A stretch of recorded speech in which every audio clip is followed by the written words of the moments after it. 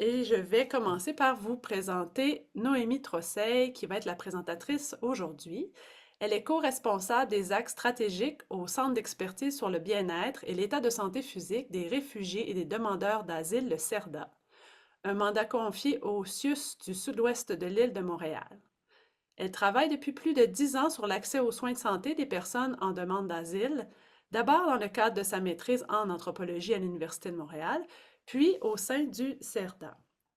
Alors, Noémie, merci beaucoup d'être là pour ce webinaire ayant pour titre Favoriser l'accès aux soins de santé pour les personnes réfugiées et en demande d'asile vivant des enjeux de dépendance ou d'itinérance. Merci à toi et on se retrouve à la fin de la présentation pour une période de questions. Je te laisse la parole. Merci beaucoup, Marie-Ève. Merci à toute l'équipe de l'ESCODI, en fait, qui m'ont accompagnée depuis le début pour présenter ce webinaire. Donc, je voulais remercier Karine et Marie-Josée également. J'ai pas fait de slide sur mes conflits d'intérêts, donc je vais le mentionner tout de suite. Je n'ai aucun conflit d'intérêt à déclarer par rapport à cette présentation-là aujourd'hui. Euh, L'objectif de la présentation, en fait, c'est, oui, de mieux comprendre le programme fédéral de santé intérimaire, donc le PFSI, avoir des petits outils aussi pour comprendre un peu les vécus des personnes réfugiées et en demande d'asile, et surtout déboulonner certains mythes qui existent autour du PFSI pour qu'on puisse en fait favoriser l'accès aux soins de santé pour les personnes réfugiées et en demande d'asile. Donc, sans plus tarder, je vous partage le plan de ma présentation. Donc, on va y aller en quatre étapes. Tout d'abord, je vais vous expliquer un petit peu qu'est-ce que c'est que le CERDA. Euh, c'est bien important de comprendre ce qu'est le CERDA et ce que n'est pas le CERDA, parce que sinon, ça engorge notre boîte courriel et on ne s'en sort plus. Donc, poser les bases par rapport à ça, c'est bien important. Par la suite, je vais faire un survol en fait des statuts migratoires et des couvertures de santé associées à ces statuts migratoires. C'est bien important qu'on soit tous sur la même base par rapport à ça, en fait, pour mieux comprendre la couverture du PFSI. Euh, Par la suite, je vais vous parler donc dans une troisième section de l'accès aux soins qui sont couverts par le PFSI. Puis, je vous inviterai à attendre en fait cette période-là, cette section-là, avant de poser vos questions parce que ça se peut qu'il y ait beaucoup de questions qui soient répondues dans le cadre de cette section-là. C'est une section qui est assez technique quand même. Mais vous allez voir, là, on va passer à travers un peu les démarches à accomplir par rapport à ça. Puis finalement, je vais vous donner quelques petits outils qui pourront vous soutenir en tant que professionnel de la santé pour pouvoir accompagner les personnes réfugiées et en demande d'asile. Euh, Portez bien attention aussi tout au long de la présentation, je vous ai mis des petits messages clés. C'est vraiment là, si vous repartez, ne serait-ce qu'avec ces messages-là, je serais vraiment déjà contente de ma job aujourd'hui. Voilà, et puis comme l'a dit Marie-Ève, juste après, on va avoir une période de questions. Là, on va essayer de se garder quand même un 20-25 minutes là, pour les questions. Alors, on rentre tout de suite dans le vif du sujet. Le CERDA, donc, c'est le Centre d'expertise sur le bien-être et l'état de santé physique des réfugiés et des demandeurs d'asile. On est situé au CIUS du centre ouest de l'île de Montréal. Plus précisément, on travaille au CLSC Parc Extension. Pour celles et ceux qui sont présents sur place, vous pouvez venir nous voir au troisième étage.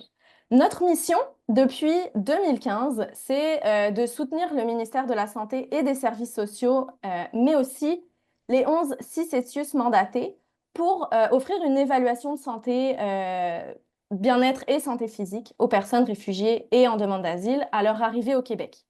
Je vous ai mis la carte au milieu. En fait, donc, dans les 11 CICESIUS mandatés, on a 14 équipes de santé des réfugiés. Euh, Puis ces 14 équipes-là, généralement, elles rencontrent seulement des personnes réfugiées, mais pour certaines, elles rencontrent également des personnes en demande d'asile.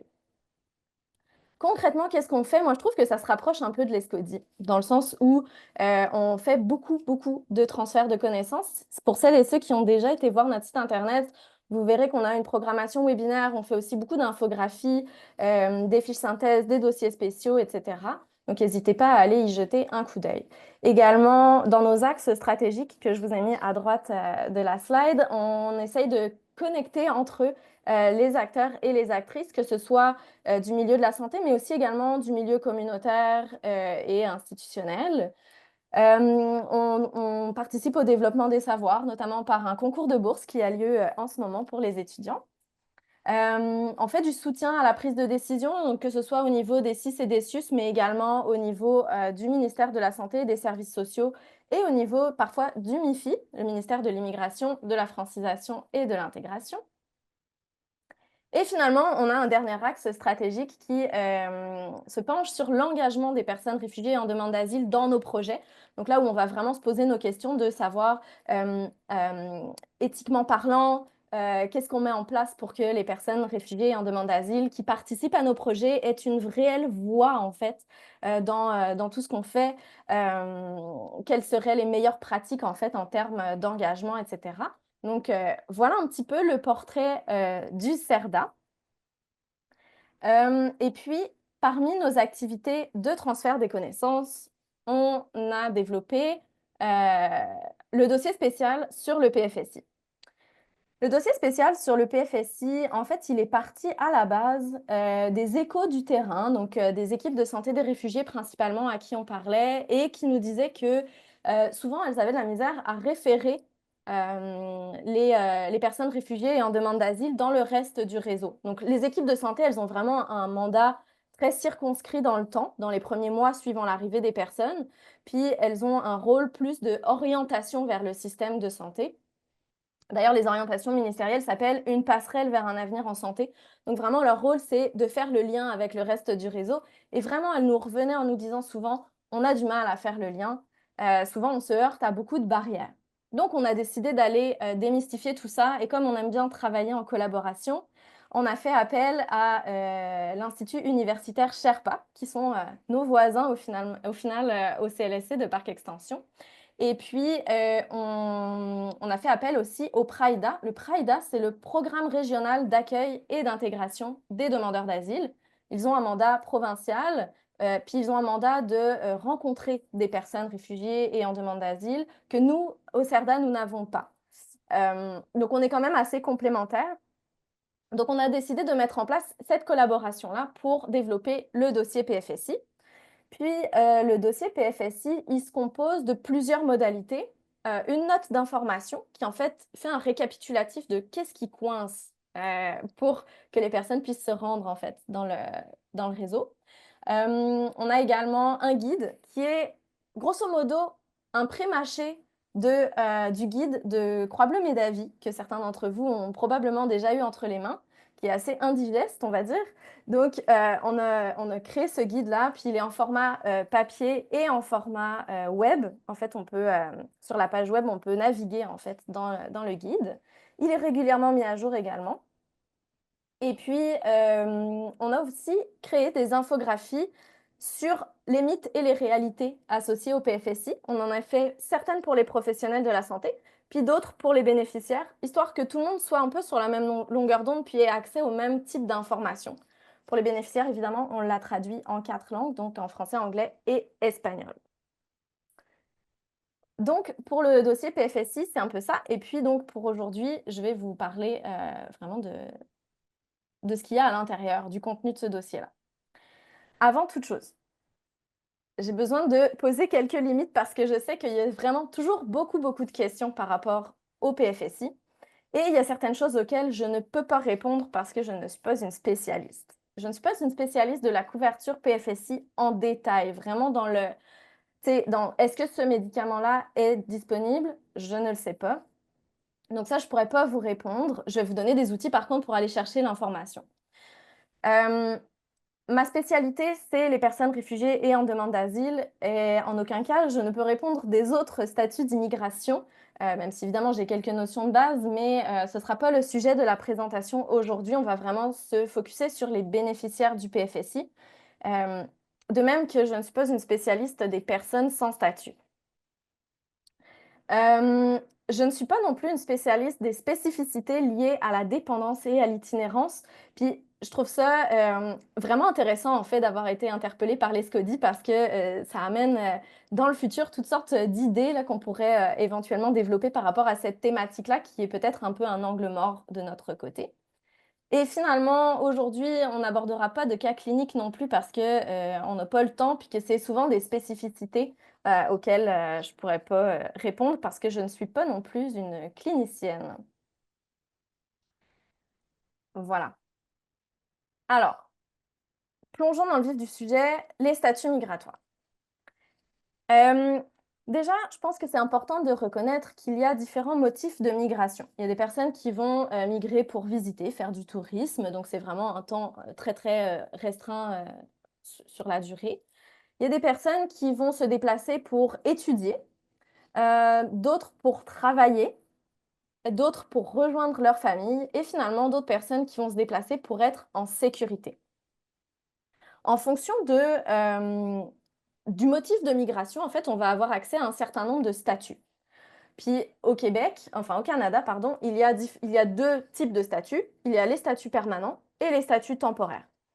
Quelque chose qui n'est pas reflété dans ce tableau-là, c'est que les statuts permanents, les personnes ont toute la résidence permanente, finalement. Après ça, ce sont des spécificités par rapport à comment elles ont obtenu la résidence permanente. Euh, les résidents permanents, ça va être souvent des personnes qui sont là pour travailler, donc des immigrants économiques, des personnes qui sont là pour rejoindre leur famille dans le cadre du regroupement familial, puis des personnes réfugiées réinstallées, des personnes protégées, qui sont en fait des personnes qui ont été en demande d'asile et dont la demande d'asile a été acceptée, et puis des personnes qui sont là pour motifs humanitaires. Puis ça, c'est une autre spécificité un petit peu. Le motif humanitaire peut être un recours en fait à la demande d'asile si on l'a pas, si on a été refusé, ou peut être une manière de traverser d'une personne sans statut à une personne avec un statut. Donc ça, c'est pour les statuts permanents.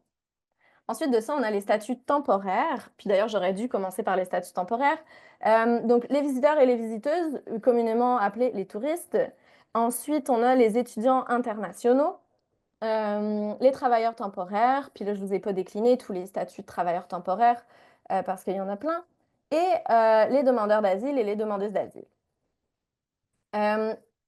Les statuts temporaires ont une date de fin. Donc, ça veut dire que si une personne reste sur le territoire canadien suite à, à l'expiration de son statut temporaire, elle va se retrouver sans statut. Et là, c'est assez compliqué quand même pour pouvoir réaccéder à un statut. Ce qu'il faut dire aussi, c'est que on peut passer d'un statut temporaire à un statut permanent dans certains cas.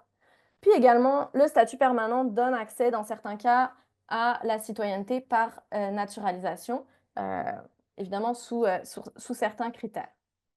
Euh, Puis aussi, quelque chose que je voulais mentionner, c'est que, dans le fond, il y a un partage des responsabilités au Canada, entre le Canada et les provinces par rapport à l'immigration.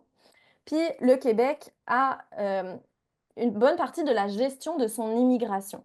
C'est pour ça que c'est souvent des processus qui sont longs pour immigrer au Québec parce que les personnes doivent demander des certificats de sélection du Québec pour en fait avoir l'autorisation de résider dans la province et ensuite doivent passer par un processus fédéral pour finalement obtenir le statut qu'ils convoitent. Par contre, au niveau des personnes en demande d'asile, c'est de juridiction exclusivement fédérale, donc c'est vraiment le gouvernement du Canada qui s'occupe de toutes les demandes d'asile. Ensuite, si on regarde spécifiquement les statuts de la ligne du bas, donc ce qu'on appelle la migration forcée. En fait, depuis 1951, la Convention de Genève définit ce qu'est une personne réfugiée, réfugiée au sens large du terme. Donc, la Convention de Genève dit que c'est une personne qui, craignant avec raison d'être persécutée du fait de sa race, de sa religion, de sa nationalité, de son appartenance à un certain groupe social ou de ses opinions politiques, se trouve hors du pays dont elle a la nationalité et ne peut ou ne veut se réclamer de la protection de ce pays duquel elle vient de sortir. Euh, Puis, Donc, chaque pays qui est signataire de la Convention de Genève va en faire son interprétation. Et au Canada, voici, je vous présente le tableau de comment on fait pour obtenir le statut de réfugié. Il y a deux manières assez simples. Il y a d'une part les réfugiés réinstallés. Si vous vous souvenez du tableau précédent, ce sont des statuts permanents. Le processus, c'est que les personnes sont sélectionnées à l'étranger, souvent dans des camps de réfugiés, ou en fait à travers le Haut Commissariat des réfugiés des Nations Unies. Puis, dans le fond, c'est que le Canada détermine un certain nombre de personnes réfugiées qu'il accepte d'accueillir chaque année. Et puis, en fait, il va y avoir comme un lot de personnes qui vont être réinstallées au Canada. Puis, il y a certaines personnes dans ces réfugiés-là, il y a certaines personnes qui vont être prises en charge par le gouvernement. Donc là, à ce moment-là, c'est la province du Québec qui s'engage à subvenir financièrement à leurs besoins pendant 1 an, qui leur fournit une aide financière pendant 1 an. Ou du parrainage privé, que vous avez certainement entendu parler aussi, qui va être en fait un groupe de personnes ou un organisme communautaire, par exemple, qui va s'engager à soutenir la personne ou la famille financièrement pendant 1 an. Ces personnes-là, ce qui est important de savoir, c'est que quand elles arrivent au Québec, elles arrivent avec un statut de résident permanent, comme tous les autres résidents permanents finalement. Ça, c'est la première manière d'obtenir le statut de réfugié au Canada. La deuxième manière, c'est de passer par la demande d'asile. La demande d'asile, c'est qu'en fait, on fait un dépôt d'une demande d'asile à la frontière, que ce soit une frontière aérienne, terrestre, maritime ou dans un bureau intérieur. Puis la personne, donc elle se présente à la frontière et elle demande le statut de réfugié. Et à partir de ce moment-là, va s'enclencher tout un processus de demande d'asile jusqu'au moment où une décision va être rendue par rapport à si oui ou non elle rencontre les exigences de la Convention de Genève que je vous ai mis juste au-dessus. Donc d'abord, il va y avoir un examen de recevabilité. Il va y avoir ensuite une audience qui va être faite dans un tribunal indépendant, la Commission de l'immigration et du statut de réfugié, la CISR. Généralement, là, l'audience, ça peut prendre jusqu'à 2 ans, voire plus, avant d'accéder à l'audience. Puis la demande d'asile, dans le fond, c'est un statut temporaire, mais qui n'a pas de date d'expiration, comme par exemple un étudiant étranger qui rentre, on lui dit, OK, on te donne un statut pour 2 ans. Le demandeur d'asile, on ne sait pas quand est-ce qu'il va devoir sortir, à premier abord. Si la personne est acceptée suite à l'audience, elle va pouvoir faire une demande de résidence permanente et devenir une personne résidente permanente dans la catégorie personne protégée.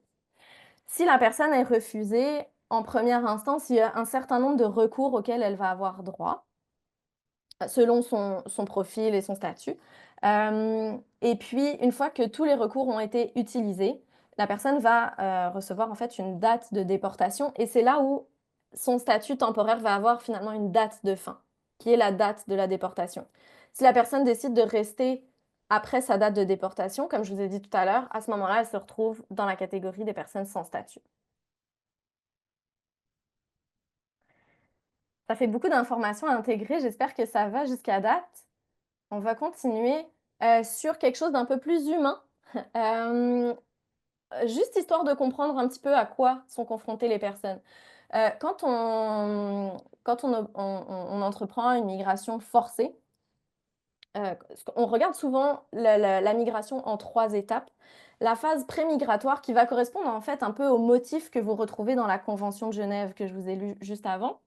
Donc les motifs qui font en sorte que les personnes vont en fait quitter leur pays. Ça peut être des conflits armés, ça peut être des scènes de destruction, des emprisonnements arbitraires, des violences sexuelles, de la torture. Puis elles peuvent vivre également des séparations familiales et des pertes matérielles et humaines dans leur pays d'origine. Ce qui fait en sorte que ces personnes-là ont traversé, ont entrepris une migration.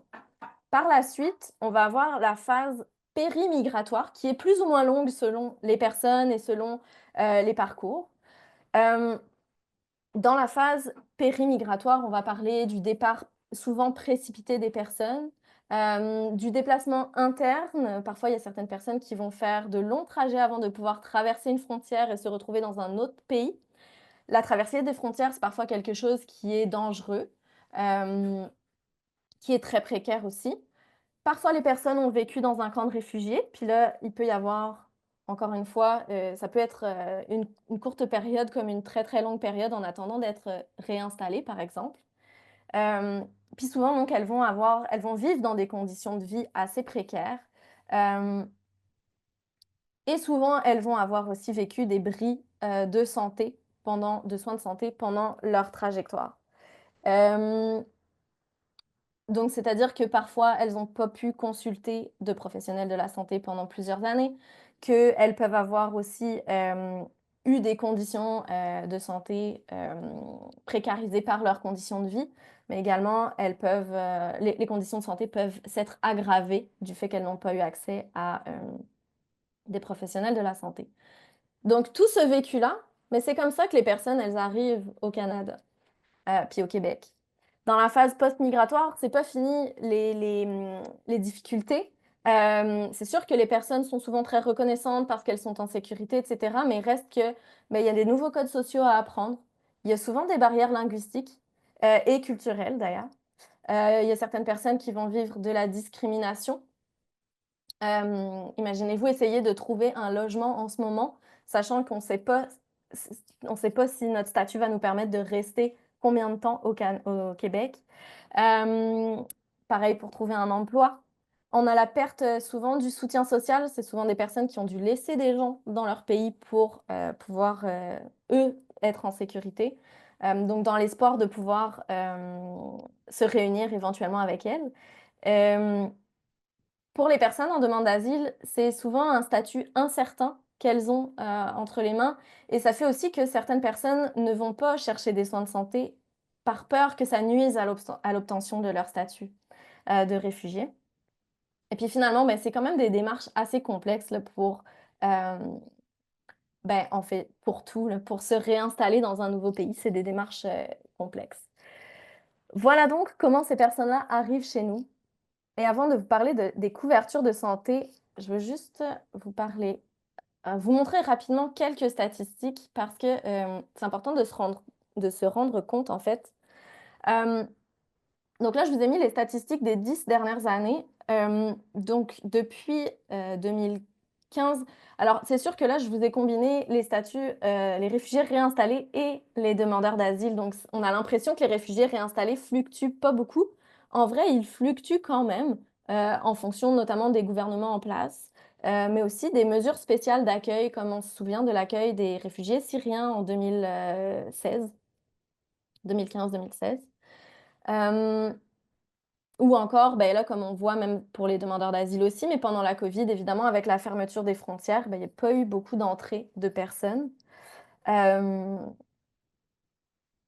Au niveau des demandeurs d'asile, il y a eu une explosion des demandes d'asile à la frontière, en 2017.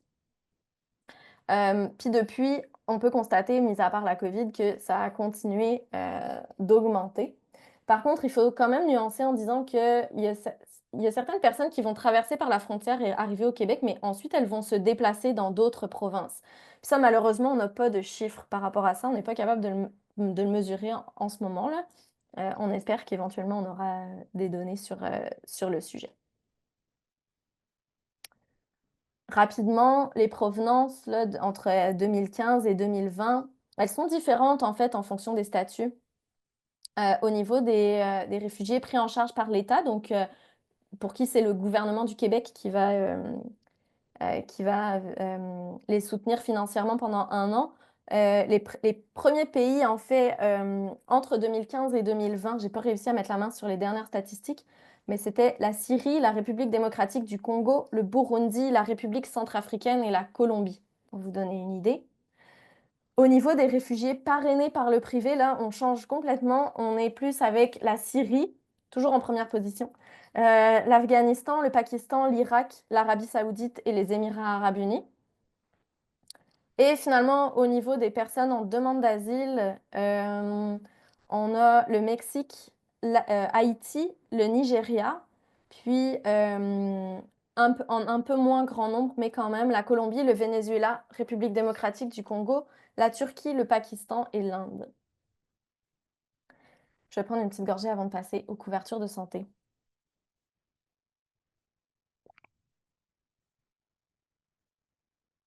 Donc, au niveau des couvertures de santé, euh, là, je vais vous parler seulement des personnes qui vivent de la migration forcée. Donc, au niveau des réfugiés réinstallés, comme je vous ai dit tout à l'heure, il y a un partage des responsabilités là, en immigration entre le Canada et le Québec. Euh, Puis le PFSI, en fait, le Programme fédéral de santé intérimaire, comme son nom l'indique, c'est un programme fédéral, donc du ressort du Canada. C'est un programme qui est financé par le ministère de l'Immigration, des Réfugiés et de la Citoyenneté, qui offre une couverture donc, de soins de santé pour les personnes réfugiées et en demande d'asile.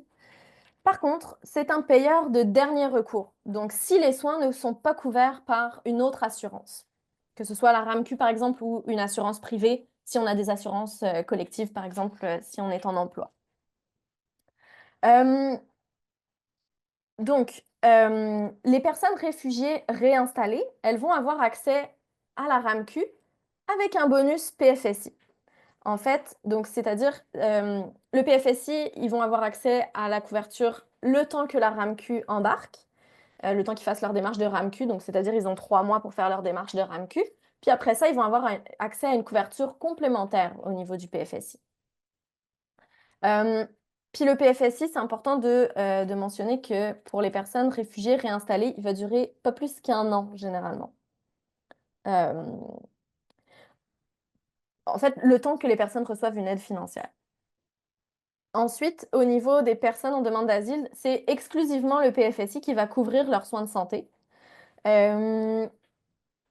Puis, c'est important de mentionner aussi qu'il n'y a pas de date d'expiration sur le PFSI des demandeurs d'asile, mais par contre, le PFSI va expirer, si la demande est acceptée, il va expirer 90 jours après l'acceptation de la demande, ou bien dès l'obtention de la RAMQ. Donc si l'obtention de la RAMQ arrive avant 90 jours, c'est la RAMQ qui va embarquer. Si l'obtention de la RAMQ arrive après 90 jours, il risque d'y avoir un petit laps de temps où la personne n'est pas couverte. Si la demande d'asile est refusée, le PFSI va couvrir la personne dans les mêmes conditions que précédemment, mais jusqu'à sa date de renvoi. Donc la personne reçoit une lettre avec une date de renvoi. Le PFSI va courir jusqu'à la date de renvoi. Donc il faut qu'elle puisse avoir accès à des soins de santé jusqu'à sa date de renvoi. Peut-être faire un petit aparté quand même parce que c'est ressorti dans les questions que vous avez posées à votre inscription. Les personnes sans statut, elles n'ont pas de couverture de santé. Et donc techniquement, elles n'ont pas accès à des soins de santé. Dans certains cas, Médecins du Monde, en fait, peut offrir certains services à ces personnes-là. Mais c'est vraiment, il y a pas vraiment beaucoup d'autres options pour elles si, si elles ont des besoins en termes de santé. Ensuite, le PFSI de manière plus concrète. Le PFSI, c'est une couverture qui se divise en quatre parties. On a la couverture de base. Puis là, vraiment, là, ce qu'il faut retenir, c'est que c'est la même chose que la RAMQ. Donc, on va avoir les services offerts aux patients hospitalisés et externes, les services des sages-femmes avec un certain montant, on fait jusqu'à concurrence d'un certain montant. Les services des médecins, alors là, on a quand même une exception, c'est les chirurgies esthétiques et religieuses. Les chirurgies d'affirmation de genre ne sont pas couvertes non plus. Et puis, il est mentionné également que les chirurgies non urgentes ne sont pas couvertes, mais on voudrait quand même faire un petit bémol dans le sens où non urgente est quand même sujet à interprétation. Puis, un médecin pourrait juger en fait si la chirurgie peut ou non attendre d'avoir la RAMQ. de la personne.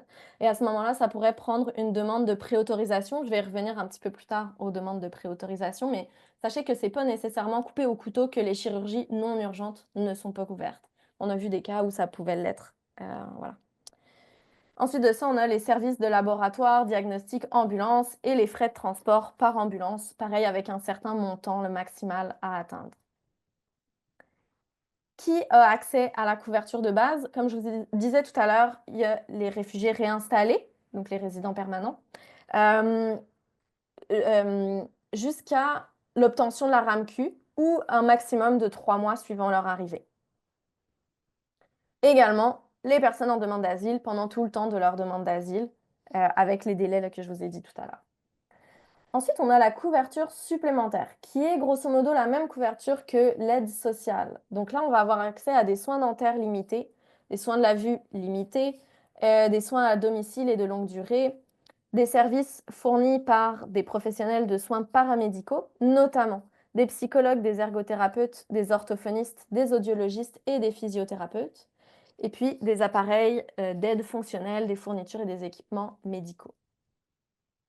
Quand j'ai écrit limité, c'est parce que dans le fond, il y a certaines conditions qui s'appliquent. Puis toujours, vous allez pouvoir vous référer au tableau des avantages qui sont, je vous ai mis la source là juste en dessous de la slide, qui sont disponibles sur le site de Médavis Croix-Bleue. Qui a accès à la couverture supplémentaire?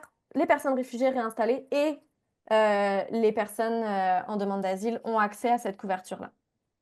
Dans le fond, parce que ce sont des soins qui ne sont généralement pas couverts par la RAMQ, donc le PFSI va pouvoir embarquer pendant 1 an pour les personnes réfugiées réinstallées. Ensuite, on a également une assurance médicaments qui est à peu près la même que l'aide sociale également, donc les médicaments sur ordonnance et les autres produits inscrits sur les formulaires de la RAMQ. Et puis finalement, puis ça c'est pareil, c'est tout le monde qui a droit. Et puis finalement, il y a l'examen médical d'immigration. Ça, c'est un examen qu'on doit passer obligatoirement là, quand on reste un certain temps sur le territoire du Canada. Les personnes réfugiées réinstallées, elles n'ont pas besoin de le passer au Canada parce qu'elles l'ont déjà passé normalement avant en fait d'arriver sur le territoire. Les personnes en demande d'asile, elles ont 30 jours suivant leur arrivée pour accéder à cet examen médical qui est pris en charge par le PFSI. Ça va? Je vois que quelques personnes, mais j'espère que vous me suivez. OK, je vais vous donner quelques spécificités en fait pour la santé mentale, donc parce qu'il y a des questions qui ont été posées en amont là, de la présentation pour savoir si la santé mentale était couverte. Donc, les services qui sont offerts par les médecins, notamment les psychiatres, vont être couverts par le PFSI dans le cadre de la couverture de base finalement. Également les services offerts par les hôpitaux psychiatriques. Et puis, également, il y a compris dans la couverture 10 séances de psychothérapie d'1 heure qui sont couvertes, avec une possibilité de renouvellement dans certains cas, avec des préautorisations également. Puis, spécifiquement pour les soins de santé mentale, l'interprétation est également disponible à un certain montant, puis je vais vous en reparler un petit peu plus tard. Puis au niveau des soins dentaires, les personnes ont accès à des services, des examens et des radiographies, mais là, c'est seulement pour les soins d'urgence. Et si pour les soins qui ne sont pas nécessairement urgents, mais jugés nécessaires, à ce moment-là, il faut faire une préautorisation. Encore une fois, je vais y revenir. Puis, il y a un tableau des avantages qui est spécifique aux soins dentaires. Donc, vraiment, là, si vous voulez référer à des dentistes, je vous suggère d'aller y jeter un coup d'œil. Il a été mis à jour en 2023, ce tableau-là, donc c'est assez récent.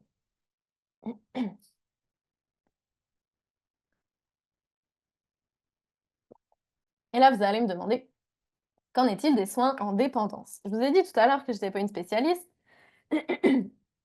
mais j'ai fait appel à une collègue que je vais vous présenter tout à l'heure aussi. Et en lisant le tableau des avantages, voici ce que nous comprenons. Donc, évidemment, les services de médecins, incluant les psychiatres, sont couverts pour les personnes pardon, pour les soins en dépendance. Dans la couverture de base, là, comme n'importe quelle personne ayant le PFSI et étant en demande d'asile. Et ensuite, il pourrait avoir accès à des services de psychothérapie offerts par une personne qui est membre de l'ordre des psychologues, que ce soit en clinique privée ou dans un centre de toxicomanie.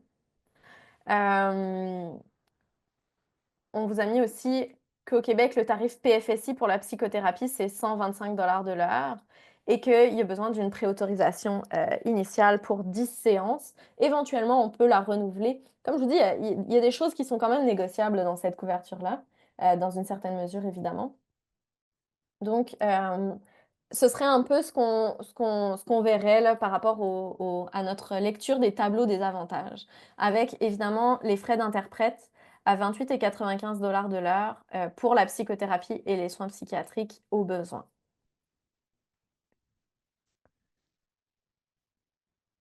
Puis je vais revenir un peu plus tard à ces spécificités-là.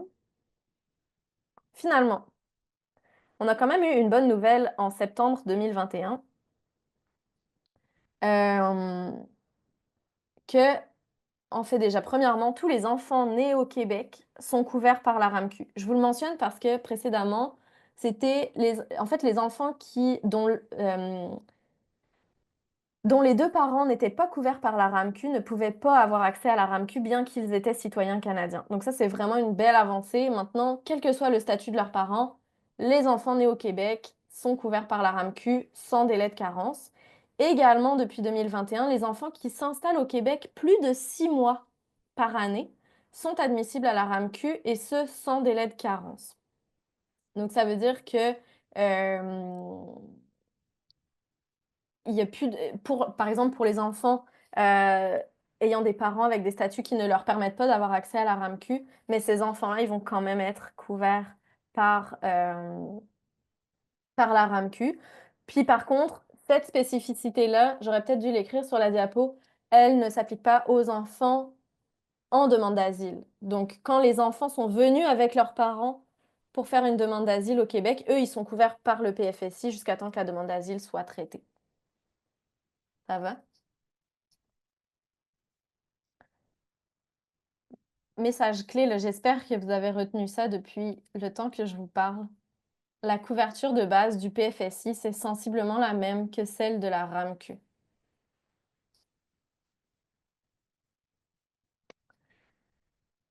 Ok, on va passer à la troisième section de ma présentation. Concrètement, là, c'est quels établissements qui reçoivent les personnes couvertes par le PFSI.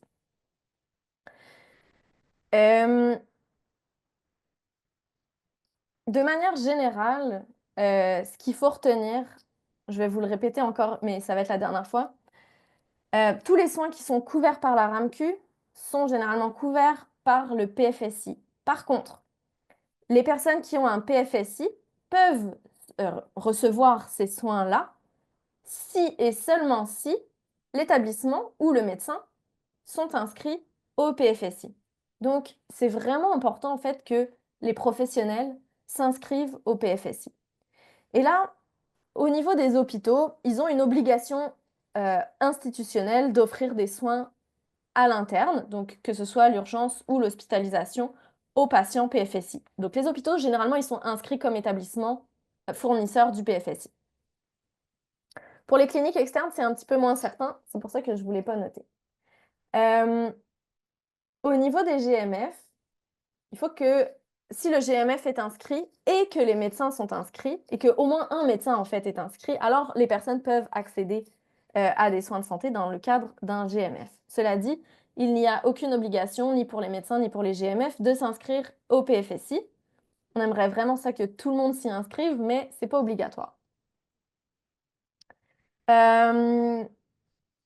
Pour les GMF également, on voulait mentionner qu'il était préférable de passer par le GAP. Maintenant, le 811 option 3, normalement, devrait être disponible pour les personnes en demande d'asile avec un PFSI. Pour les CLSC, le ministère n'a pas a pas établi de procédure uniforme à l'échelle du Québec pour l'accès aux services non médicaux pour les personnes qui n'ont pas de RAMQ. Donc, je vous dirais que c'est quand même à la discrétion des établissements de recevoir ou non des personnes avec le PFSI. Donc, il y a certains CLSC qui vont offrir des services à toutes les personnes sans regarder le statut migratoire. Puis, il y a certains qui refusent de fournir des services ou bien qui limitent l'accès aux services en fonction du statut migratoire. Euh, donc, c'est un peu ça au niveau des établissements. Concrètement, quelles sont les démarches quand quand on veut offrir des soins à des personnes en demande d'asile ou aux réfugiés, pardon, pour des personnes bénéficiaires du PFSI? D'abord, comme j'ai dit tout à l'heure, il faut absolument que la personne, le fournisseur, soit inscrit auprès de Croix-Bleu-Médavie comme fournisseur du PFSI. Puis souvent, les personnes pensent que c'est vraiment énormément de démarches et donc ne s'inscrivent pas. Ce n'est pas nécessairement le cas. Donc là, je vais vous parler en fait un peu plus concrètement de toute cette chronologie-là. Donc, pour s'inscrire comme fournisseur du PFSI, c'est assez simple, on peut faire ça en ligne. Puis, c'est important de noter que chaque médecin doit s'inscrire, même si son établissement est inscrit. Donc, si le GMF est inscrit, mais le médecin doit s'inscrire pour pouvoir rencontrer des personnes bénéficiaires du PFSI. Puis, également à noter que si un professionnel exerce à plusieurs endroits, il doit absolument avoir un numéro d'identification distinct pour chaque bureau dans lequel il travaille. Donc, c'est pour ça qu'il y a une case ajouter un bureau. Après l'inscription, donc les personnes vont recevoir une trousse de bienvenue.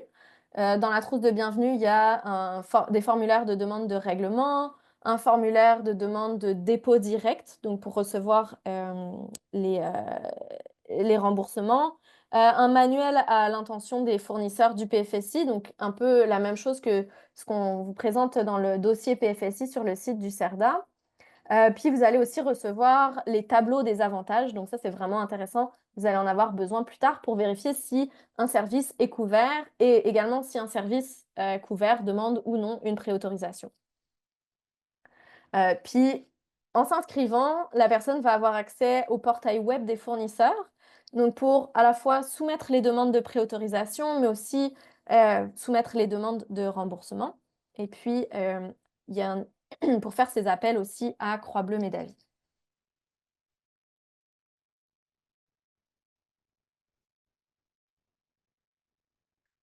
Évidemment, avant de rencontrer une personne, il faut vérifier si le PFSI est valide. Pour les personnes en demande d'asile, il y a plusieurs documents qui peuvent attester de l'admissibilité au PFSI. Il y a le document du demandeur d'asile, communément appelé par les demandeurs d'asile eux-mêmes le papier brun. Donc, si le document du demandeur d'asile ne passe pas, essayez-vous avec papier brun. Le certificat d'admissibilité au PFSI, ça peut être un autre document, mais parfois la personne elle en a juste un de tout cela. Le remplacement temporaire du document du demandeur d'asile s'il a été perdu ou volé. Et finalement, l'accusé de réception de la demande d'asile peut faire également office de PFSI. Comme je vous ai dit tout à l'heure, il n'y a pas de date d'expiration pour le PFSI tant que la personne n'a pas eu sa date de déportation ou son acceptation en tant que personne protégée. Dans le doute, on vous suggère d'appeler Croix-Bleu-Médavie avec, dans le fond, vous allez avoir besoin du numéro IUC qui figure tout en haut à droite du document du demandeur d'asile, puis votre numéro de fournisseur également.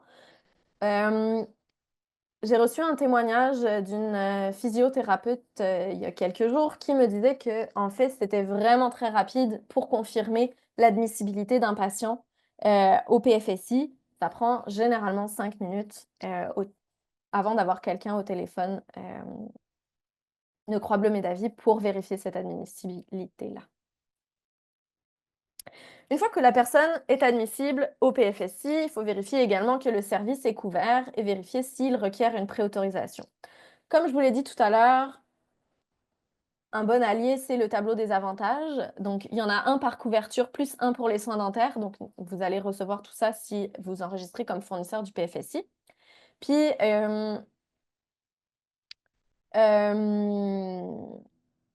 c'est ça. Si le service, comme tout le temps, dans le doute, si vous ne savez pas, appelez Croix Bleue Médavie. Ils vont pouvoir répondre à votre question. Si jamais le service a besoin d'une préautorisation, donc ça va être écrit également dans le tableau des avantages, vous allez pouvoir transmettre la demande via le portail des fournisseurs avec un certain nombre d'informations nécessaires. Puis là, je vous ai mis, si jamais la préautorisation n'a pas été acceptée, vous avez quand même une possibilité de faire appel dans les 180 jours qui suivent la première demande. Je vous ai mis un exemple pour que ce soit un peu plus concret. Donc, mettons qu'une personne a besoin d'un service de psychothérapie et que donc le médecin qu'elle a rencontré fait une ordonnance pour des services de psychothérapie. Mais la psychothérapie, elle demande une préautorisation. Donc, c'est le psychologue ou la psychologue qui va devoir faire la demande de préautorisation en fournissant son nom, son numéro de fournisseur, son numéro de téléphone. Ensuite de ça, le nom du médecin qui a fait la recommandation, puis l'ordonnance du médecin. Puis un plan d'évaluation initiale, donc ça elle va pouvoir facturer ce plan pour un maximum de 4 heures et finalement un plan de traitement. Après ça, elle va recevoir la préautorisation de Croix Bleue Médavie et ensuite elle va pouvoir offrir le service selon son plan de traitement à la personne. Et puis finalement, une fois que la personne a reçu les soins, au niveau du remboursement, il faut faire la demande de remboursement donc dans les 180 jours suivant le traitement. Puis c'est quand même assez facilité dans le portail web des fournisseurs si la personne a rempli le formulaire de dépôt direct. Généralement, c'est le délai là, pour recevoir le remboursement, c'est entre 2 à 4 semaines. Et puis le remboursement, pour les médecins, c'est le même que le modèle de paiement à l'acte, donc avec les mêmes codes que la RAMQ. Puis pour d'autres services dont les taux provinciaux n'existent pas, à ce moment-là, les taux sont fixés par Croix Bleue Médavie et vous allez les retrouver dans le tableau des avantages du PFSI.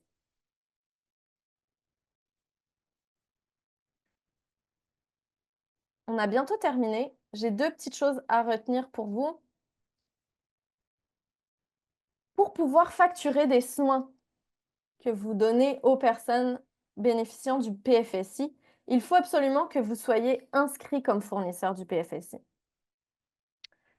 Si vous n'êtes pas inscrit, vous ne pourrez pas vous faire rembourser. Puis, une autre chose aussi vraiment importante à savoir, c'est qu'il y a seulement les fournisseurs du PFSI qui peuvent se faire rembourser pour les soins. Les bénéficiaires ne pourront en aucun cas se faire rembourser pour les soins qu'ils ont eus. Et donc, ça fait en sorte que il faut jamais facturer une personne en demande d'asile ou une personne réfugiée bénéficiant du PFSI pour des services qui ont été offerts parce qu'elle ne pourra pas se faire rembourser. Puis ça peut créer vraiment une grosse précarité auprès des personnes.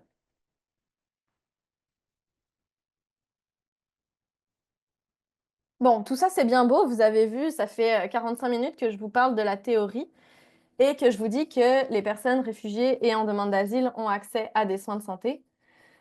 En réalité, ils ont accès à une couverture de soins de santé, mais l'accès aux services demeure quand même difficile pour ces personnes. Puis ça, c'est un constat qui se fait à l'échelle du Québec. Évidemment, les besoins qu'ils ont sont parfois complexes, donc ils vont avoir tendance à peut-être demander un peu plus de temps. Les personnes vivent des barrières culturelles et linguistiques. Je vous en ai parlé tout à l'heure, notamment en vous disant que il y avait des services d'interprétation, mais seulement couverts pour les soins en psychothérapie, par exemple. Donc ça peut être un obstacle. Les personnes parfois ne connaissent pas leurs droits ou bien ont peur aussi que, aller chercher des soins de santé puisse nuire en fait à l'obtention d'un statut. Donc ça, ce serait comme des barrières d'accès du côté des bénéficiaires, on va dire. Puis mais du côté du système de santé, il y a aussi des barrières, notamment la couverture du PFSI, elle est méconnue, puis c'est pour ça que j'ai accepté de donner ce webinaire aujourd'hui. Hem, on manque cruellement de professionnels inscrits au PFSI. Puis ce que ça fait, c'est que parfois les personnes vont se heurter à des refus de services. Donc que ce soit en fait, des personnes bénéficiaires du PFSI, mais aussi parfois vos collègues. Parce qu'en fait, comme je vous disais au tout début, dans les équipes de santé des réfugiés, un des problèmes, c'est qu'ils n'arrivent pas à référer, dans le reste du réseau parce que c'est bouché, parce qu'il y a pas assez de professionnels inscrits au PFSI. Ça fait en sorte que les personnes, bénéficiaires risquent en fait de perdre confiance dans le système, de retarder leur accès, aux soins, de penser qu'elles n'ont pas le droit, d'y accéder et donc de ne plus essayer de se présenter dans les services, par peur de se faire refuser, voire par peur de se faire charger pour les soins hem, qu'elles ont eus. Puis ça crée aussi un sentiment d'injustice et de discrimination chez les personnes. Hem Qu'est-ce qu'on peut faire pour faciliter leur accès? Ben c'est sûr que très, très simplement, comme je vous dis tout à l'heure, comme je vous dis depuis tout à l'heure, idéalement, inscrivez-vous, s'il vous plaît, comme fournisseur du PFSI ou encouragez vos collègues à le faire. Également, hem, c'est important de vérifier si le service est accessible avant de référer une personne, parce que sinon elle risque de se présenter et de se faire refuser parce que le service n'est pas disponible. Et en parlant de services disponibles, s'il vous plaît, faites attention également. Croix Bleue Met Davy a créé une liste, des professionnels inscrits au PFSI. Cette liste n'est pas à jour. Ça, c'est la première des choses à retenir et la deuxième des choses, c'est qu'elle n'est pas spécifique au PFSI. Croix Bleue Met Davy va fournir, en fait, des services, une couverture de santé pour différentes populations, hem, notamment les vétérans de guerre et certains professionnels vont s'inscrire à Croix Bleue Met Davy pour rencontrer des vétérans, mais ne veulent pas rencontrer de personnes en demande d'asile et ça fait en sorte que la liste, comme elle n'est pas spécifique à chaque couverture, à ce moment-là, on ne sait pas sur qui on va tomber. C'est pour ça que c'est vraiment important de vérifier que la référence va, accepter les personnes, hem puis je sais qu'au niveau local, dans chaque région, il y a il y a parfois des individus qui font l'effort de faire un mapping, des services disponibles ou des professionnels qui rencontrent les personnes en demande d'asile. Hem, il faudrait idéalement là, accéder à ces listes-là si vous êtes, dans une région en particulier. Finalement, hem, pour vous soutenir en tant que, professionnel de la santé, hem rapidement, là, au niveau du CERDA, qu'est-ce qu'on fait? On a donc le guide d'information à l'intention des professionnels de la santé qui est, dans le fond, inclus dans le dossier PFSI dont je vous parlais tout à l'heure, disponible sur notre site internet. Il reprend sensiblement les mêmes informations que, le manuel, en fait, de Croix Bleue Met Davy. Il y ajoute aussi des informations qui sont disponibles dans la foire aux questions, du site de l'IRCC. Ensuite, je vous recommande également la mini trousse, qui a été développée, en fait, pour essayer de comprendre, les trajectoires possibles d'une demande d'asile. Donc si vous n'êtes pas si familier que ça avec la demande d'asile, je vous en ai parlé rapidement tout à l'heure, mais visuellement, vous avez tout un schéma qui vous montre comment, en fait, se déroule une demande d'asile, à quels endroits est-ce qu'on peut débarquer de la demande d'asile, et cetera. Quels sont les recours disponibles également si on n'a pas été accepté en première instance. Hem Et puis finalement, il y a également le site Carnet de route. Carnet de route, là, c'est un répertoire, d'informations. L'idée, c'était vraiment de centraliser au même endroit toutes les informations, heu, sur les services disponibles pour les personnes réfugiées et en demande d'asile. Donc quand on rentre sur Carnet de route, on choisit, un profil Et puis après, on a accès à vraiment une mine d'informations sur les services offerts en fonction du statut, les démarches à entreprendre. Il y a une liste personnalisée que les personnes peuvent cocher également, et puis des références vers des ressources. Donc, si vous voulez en savoir un peu plus sur les services offerts en général aux personnes réfugiées en demande d'asile, je vous conseille d'aller voir ce site-là.